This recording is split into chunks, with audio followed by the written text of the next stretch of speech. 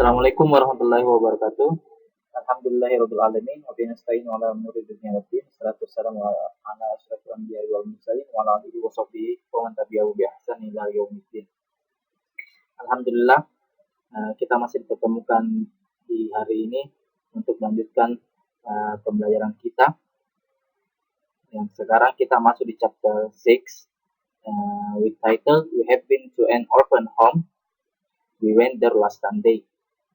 Jadi di bab 6 ini dengan judul kita sudah ke rumah panti asuhan.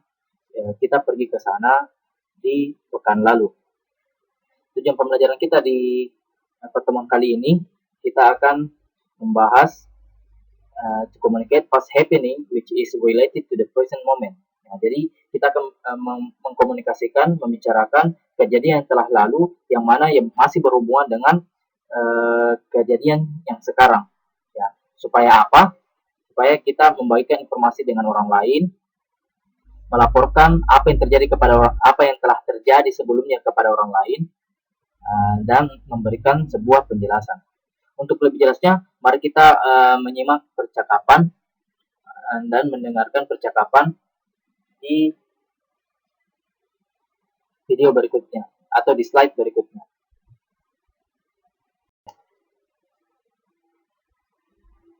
Oke, kita akan mempelajari lebih lanjut penggunaan kata yang kita gunakan dalam menyampaikan kejadian yang telah lalu, yang telah terjadi di masa lalu dan masih ada hubungannya dengan yang sekarang. Dan kalian bisa melihatnya di halaman 109 sampai 110. Di situ kalian akan mendapati percakapan. Oke, kita mulai. Dayu, I really enjoyed our visit to the orphan home last week. It was really a good idea to celebrate your birthday there. Yang artinya, Dayu, saya sangat menikmati kunjungan kita ke rumah panti asuhan pekan lalu. Itu adalah ide yang sangat baik untuk merayakan hari ulang tahunmu di sana. Lanjut. Hi Edo. Yes, it was really fun. We all had a good time with the orphans there. They were very happy too. You know what? I have visited the orphanage 5 times so far. Yang artinya, Hai Edo, ya, itu sangat menyenangkan. Kita semua mempunyai waktu yang baik dengan anak-anak yatim di sana. They were very happy too. Dia sangat senang juga. You know what? Kamu tahu kenapa? Kamu tahu apa? I have visited the orphanage 5 times so far. I have visited the orphanage 5 times so far. Ya. Saya telah mengunjungi. I have visited. Saya telah mengunjungi rumah panti asuhan sebanyak 5 kali sejauh ini. Ya, jadi di sini kita akan mempelajari kata have dan diikuti dengan kata kerja bentuk past atau kata kerja bentuk ketiga dalam menyampaikan kejadian yang telah lalu tapi masih ada hubungannya dengan kejadian yang sekarang. Oke, kita lanjut. Wow, no wonder you and the kids seems to know each other very well. Wow, tidak heran kamu dan anak-anak kelihatan saling mengetahui satu sama lain dengan baik. Sangat baik. Not really. Tidak juga. Although I have been there 5 times, meskipun saya telah ke sana 5 kali, sebanyak 5 kali, I have not met each one of them quite closely. Saya tidak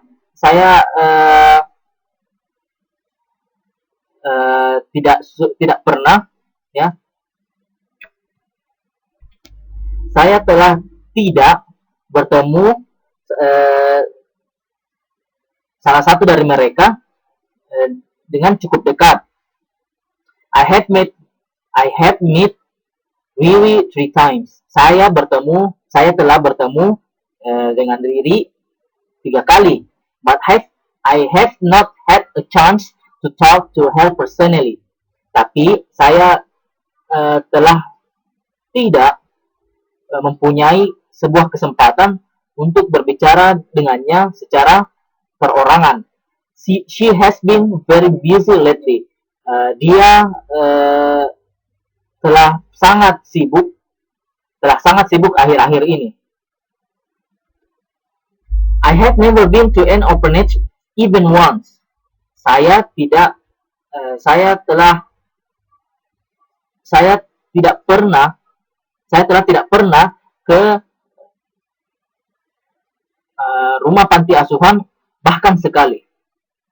Kita lanjut. Why don't we plan visit to orphanage again during the creativity week next month? Ya, kenapa kita tidak merencanakan untuk mengunjungi kenapa kita tidak merencanakan sebuah kunjungan ke rumah panti asuhan lagi selama pekan kreativitas bulan depan.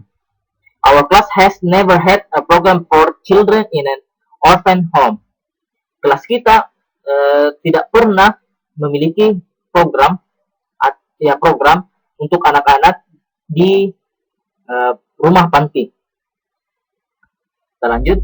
I agree 100% with Edo. Saya setuju 100% dengan Edo. We can make a useful activity with them. Kita bisa membuat sebuah kegiatan yang sangat bermanfaat atau sangat berguna dengan mereka.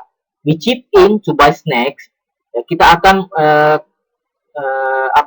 kongsi-kongsi ya atau menyumbangkan uang untuk membeli makanan ringan and drinks dan minuman to eat together with the kids, untuk makan bersama dengan anak-anak.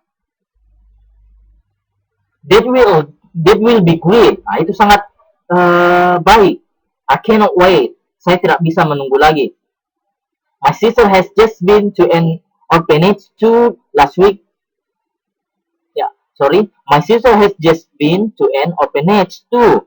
Ya, saudara perempuanku juga telah ke sana, ke rumah panti asuhan juga. Last week, her class went to the orphan home on Jalan Patimura to bring them some new books for the library. Ya, pekan lalu, kelasnya pergi ke rumah panti asuhan Jalan Patimura untuk membawakan mereka beberapa buku-buku baru untuk perpustakaan mereka. My sister has come there twice. Jadi saudara perempuanku telah ke sana atau sudah ke sana. Saudara perempuanku sudah pergi ke sana 2 kali untuk mengajarkan anak-anak yang masih muda untuk membaca dan menulis. What a brilliant idea! Sungguh ide yang baik. Ide yang brilliant. I have an idea now. Saya memiliki ide sekarang. Why don't we teach them an English song? Kenapa kita tidak mengajarkan mereka lagu bahasa Inggris? We can teach them to sing the song first and then ask them to sing together with us. Kita bisa mengajari mereka untuk menyanyikan lagu pertama, terus kemudian kita akan bernyanyi bersama dengan mereka. Edo will play the guitar for us. Edo akan memainkan gitar untuk kita. Or we can also read them a short story in English. Atau kita bisa membacakan mereka sebuah cerita pendek dalam bahasa Inggris. Good ideas. Ide yang baik. But it's time to class now. Tapi saatnya kita masuk kelas sekarang. Let's talk about it more seriously soon because we need to meet the head of the orphanage for permission at least 1 month before the visit. Okay? Let's talk about it more seriously soon.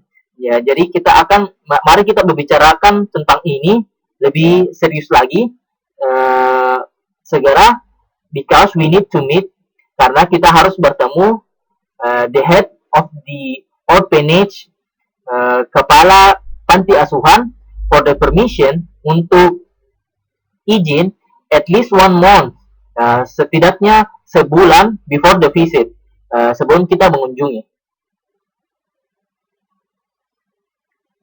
Ya, jadi itulah percakapan tentang cara penggunaan have yang diikuti dengan kata kerja bentuk ketiga untuk menjelaskan atau untuk mengkomunikasikan, untuk membicarakan kejadian yang telah lalu dan masih ada hubungannya dengan kejadian yang sekarang. Untuk lebih jelasnya kita akan membahasnya di slide berikutnya. Oke, sekarang materialnya. Jadi di sini kalian harus mencatat kata yang akan kita gunakan untuk menjelaskan kejadian yang telah lalu dan masih ada hubungannya dengan kejadian yang sekarang. Kita sebut dengan present perfect tense. Jadi present perfect tense itu adalah have atau has diikuti dengan past participle. Nah, jadi have atau has, ya. Jadi di sini have dan has bukan berarti lagi mempunyai atau memiliki, tapi di sini ketika have dan has diikuti dengan past participle atau kata kerja bentuk ketiga dalam bentuk lampau, itu sudah berarti sudah atau telah. The past participle often ends in ed. Ya, jadi past participle itu sering diakhiri dengan bentuk ed. Ya, contohnya seperti finished, decided, etc. dan lain-lain. But many important verbs are irregular. Jadi banyak kata kerja yang penting itu yang tidak beraturan. Contohnya lost, done, been, written, ya. Jadi itulah penjelasan atau penjelasan dari present perfect tense, ya. Yang mana itu kita menggunakan have atau has yang bukan lagi artinya memiliki atau mempunyai, tapi di sini artinya sudah atau telah. Diikuti dengan kata kerja bentuk ketiga yang dimana biasanya diakhiri dengan bentuk ed, ya. Jika kata kerjanya beraturan, tetapi jika kata kerjanya tidak beraturan, itu contohnya seperti lost, done, been, or writing, etc. Ya, bentuk kalimatnya seperti apa? Ya, jika I, we, you, they, ya, itu menggunakan have. Jadi kalau kita singkat bisa jadi I've, ya, etc. Jadi with, you, they, ya, tinggal ditambahkan tanda petik dan p, huruf p dan e di akhir kata we, you, they, ya. Ya, contohnya I have finished, artinya saya sudah selesai. I have lost, saya kehilangan. Saya telah hilang, saya telah kehilangan. Ya, jika he, she, it itu harus menggunakan has. Jadi kalau kita singkat jadi his, ya. Tambahkan tanda petik terus diikuti dengan huruf s, ya. Jadi bisa juga she tanda petik s atau it tanda petik s dan diikuti dengan kata kerja bentuk ketiga, ya, atau dalam bentuk lampau. Ya, yang mana kalian bisa melihat perubahan kata kerjanya itu di halaman 115. Banyak di situ contoh-contoh kata yang bentuknya present, ya, diubah jadi past. Jadi setelah ketemu dengan have, jadi dia berubah, ya. Di situ kalian bisa lihat. Di mana to be juga bisa berubah. Yang kita ketahui to be itu biasanya is, dan are dalam bentuk past, was, dan were. Jadi ketika dia bertemu dengan have, itu berubah menjadi been, ya. Kalian bisa melihatnya di halaman 115.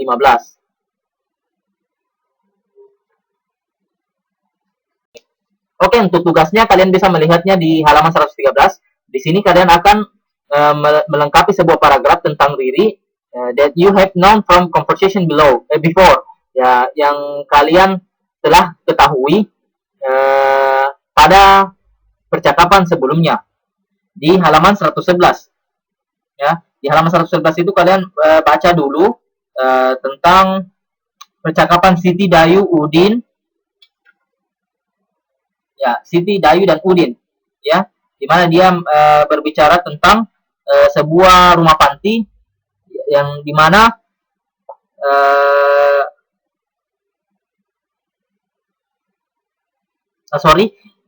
di mana di situ Siti, Dayu, dan Udin